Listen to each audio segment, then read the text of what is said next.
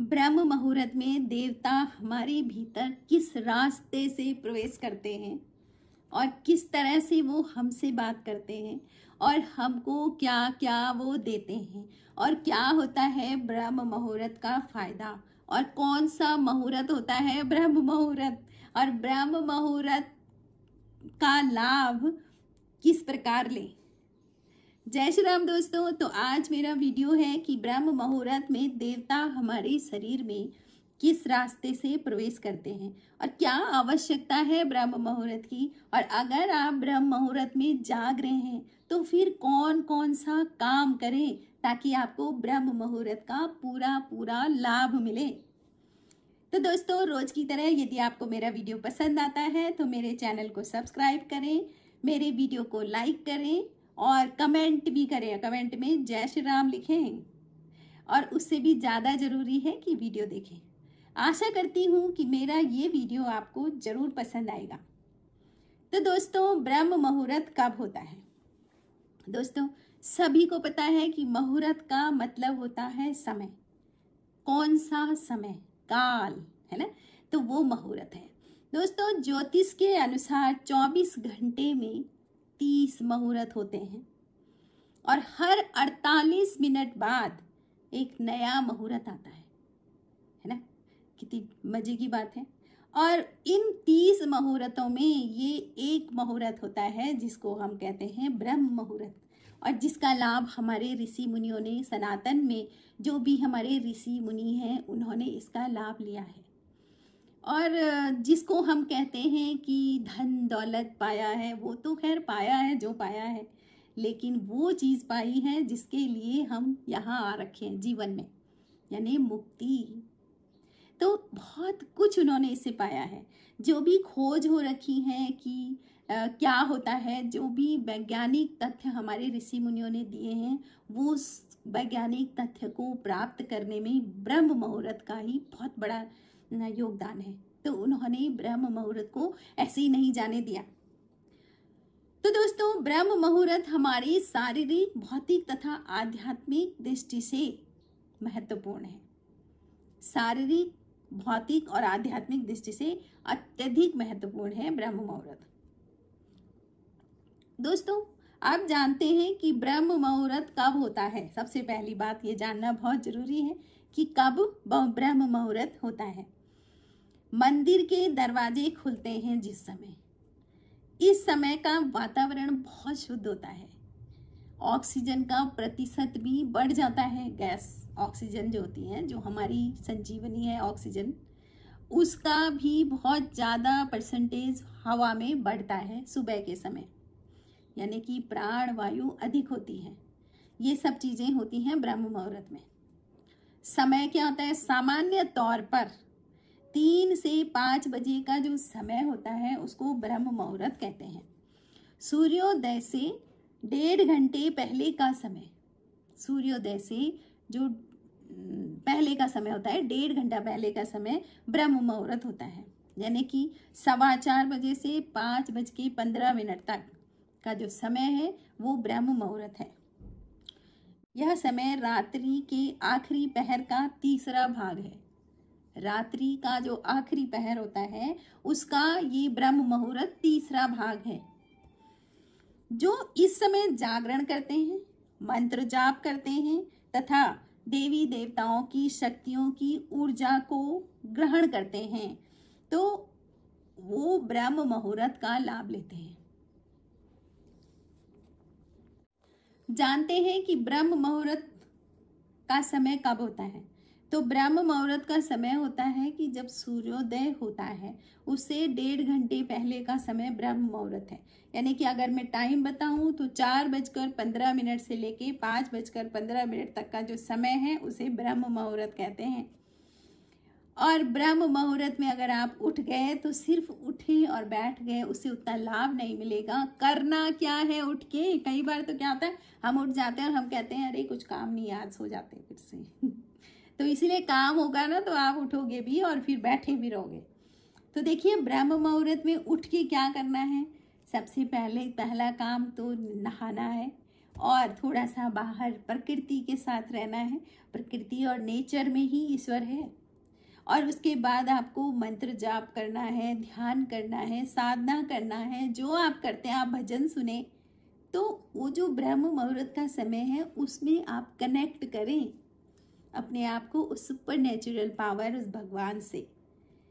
और कनेक्ट होने के लिए यही समय अच्छा होता है।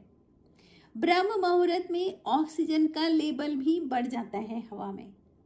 उस समय अगर आप बाहर घूमते हैं तो आप अच्छी ऑक्सीजन लेते हैं। आपके शरीर के अंदर जो प्राण वायु है वो बहुत शुद्ध जाती है।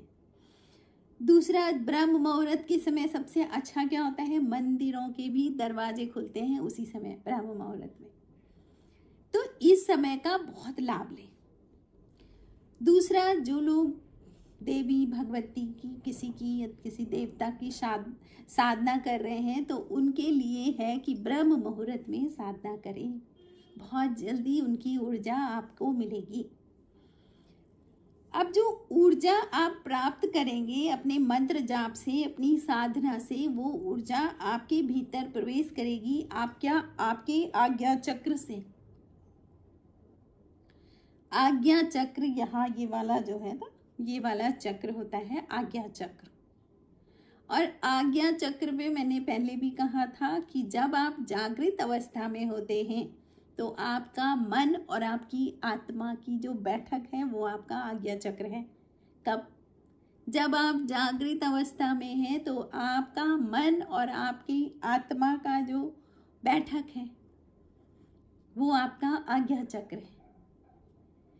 दूसरा है, जब आप स्वप्न की अवस्था में हैं तो आपके मन और आपकी आत्मा का बैठक आपका विशुद्धि चक्र है। गले के पास जो चक्र होता है विशुद्धि चक्र, वहाँ है। फिर आप निद्रा की अवस्था में होते हैं तो आपका मन और आपकी आत्मा का बैठक आपके हृदय अनाहत चक्र में होता है। उन दोनों का स्थान उस समय अनाहत चक्र यानी आपके हृदय चक्र में है। और एक बहुत महत्वपूर्ण अवस्था होती है जिसको कहते हैं तुंद्रा यानी बेहोशी की अवस्था। अगर आप उस अवस्था में हैं तो आपका मन और आपकी आत्मा की जो बैठक उस समय रहती है आपकी नाभि चक्र में रहती है।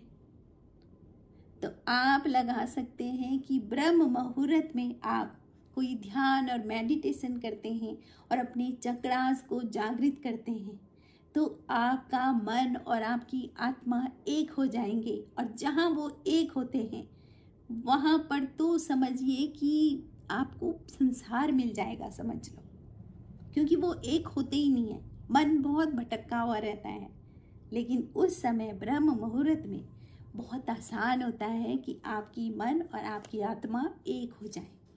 तो इसका लाभ जरूर लें। तो इस तरह से अगर आप ब्रह्म मुहूर्त में ध्यान साधना करते हैं तो जो देवताओं की शक्ति यानी जो एनर्जी होती है वो आपके आग्नेय चक्र में प्रवेश करती है।